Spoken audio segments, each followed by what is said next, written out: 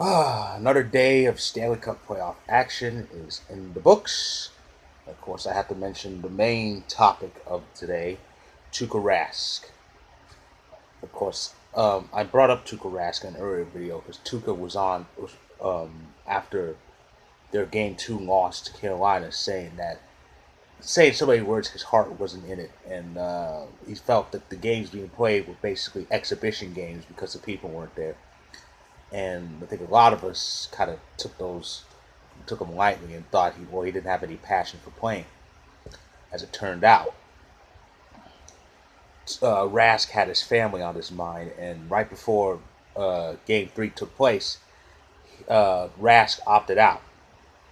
Now, sadly, we have a lot of idiots on social media, and people have lashed out at him saying, "Well, he's not man enough. He's a quitter. How dare he quit on the team?" But it's mostly Bruins fans. A lot of them are kind of ignorant, accusing him of quitting on the team. But with this stuff out, family has to be a high priority during this pandemic. So Tuukka Rask should not be blamed and shamed for wanting to be with his family. So Rask is done, and Yaroslav Halak, who's a known playoff goalie at his own right, took over the reins, and Boston ended up winning 3-1 to take a 2-1 series lead. Um, After that was the Avalanche, and this wasn't our day. This wasn't our day. Obviously I hope that we would be up 3-0, but something told me this was gonna be the the, the one that we would lose because Zona kind of had a little oomph. They had some oomph in Game 2, and they really had it today. They took the lead. They took the lead for the first time, and it took us a long time to tie it up. Andre Burakovsky, again, is that name again, tied it up for us. But then Brad Richardson, who's the reason why the Coyotes are at this point, gave them the lead again, and they never wavered.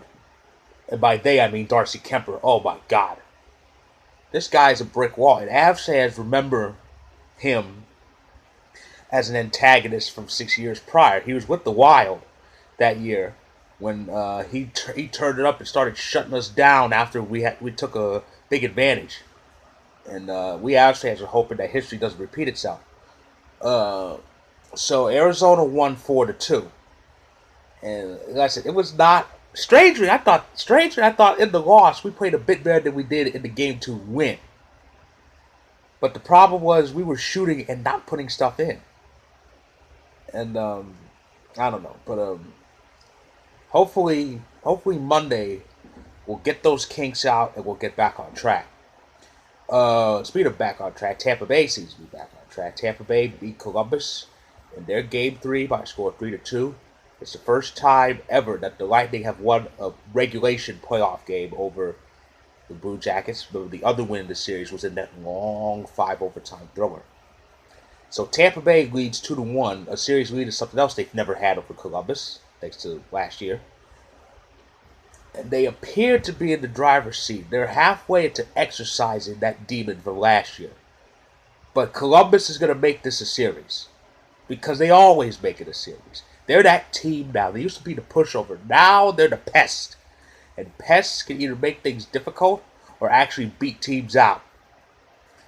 So I still expect a long series. And speaking of long series, a series I thought would be long may not last. With Fleury in net for Vegas in a pseudo backup role, the Knights took care of the Blackhawks 2-1, and now they are facing elimination.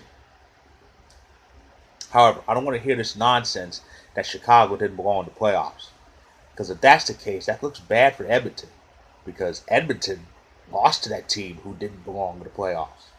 So yeah, Chicago. Pretty much all three of their losses were pretty close. I know they had to. Well,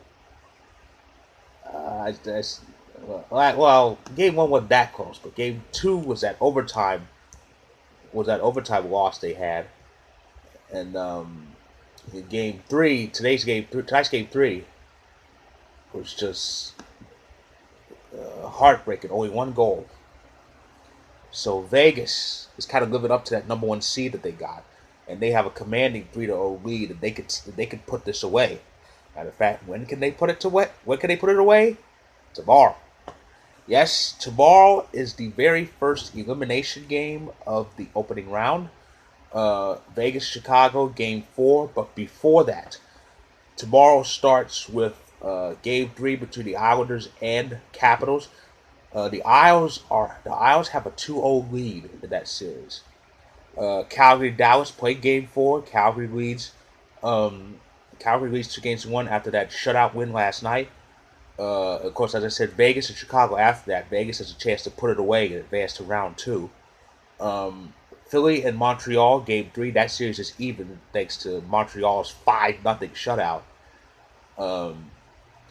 And it concludes with St. Louis and Vancouver. The defending champs are in trouble. They are down 0-2 against the Vancouver team who seems to be running wild. So that's what's in store for us hockey fans tomorrow. And again, there should be no bashing of Tuukka Rask for his decision. Family comes first above everything else. And if he wants to opt out and be close to his family, then let him do it and respect him for it. Because Bruins fans, a lot of the Bruins, because I've heard stories that a lot of Bruins fans blamed him for losses. They were, he's giving up easy goals, all that.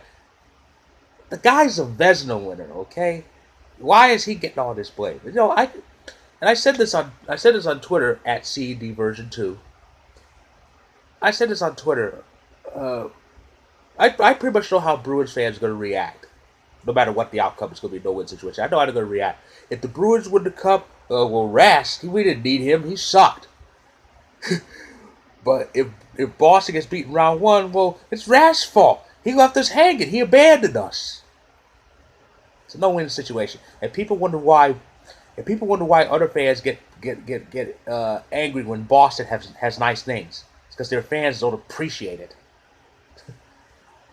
But yeah. So that's my recap of day 5 of round 1. And I'll be back tomorrow to give a recap of the 5 games that will take place tomorrow night. It should be fun. Will Chicago stay alive or not? We'll get our answers tomorrow. Until then, have a pleasant evening, fellow hockey fans.